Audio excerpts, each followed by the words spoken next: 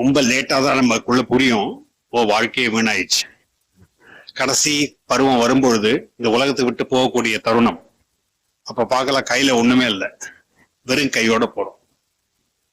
ஏன் அந்த நிலைக்கு வரணும்? மகான்கள் சொல்ற வழிப்படி நம்ம போனா நம்ம வாழ்க்கையை வெற்றிகரமான வாழ்க்கையை மாற்ற முடியும், இன்பகரமான வாழ்க்கையை மாற்ற முடியும். அதை புரிஞ்சுக்க வேண்டிய விஷயம். இப்ப ரொம்ப சிம்பிளா நான் இங்கிலீஷ்ல சொல்றேன். முதல்ல ஃபார்முலா என்னது? Vibrant inner life, meaningful outer life.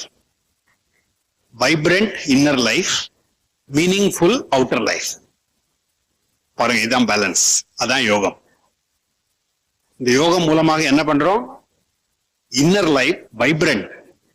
வெறும் போர் அடிக்கிறது அப்படி அதுல அது சரியா தெரிஞ்சுக்காம தெளிவில்லாத ஒரு அனுபவம் அப்படி இல்லை. ஆழ்ந்த உண்மையான நேரடி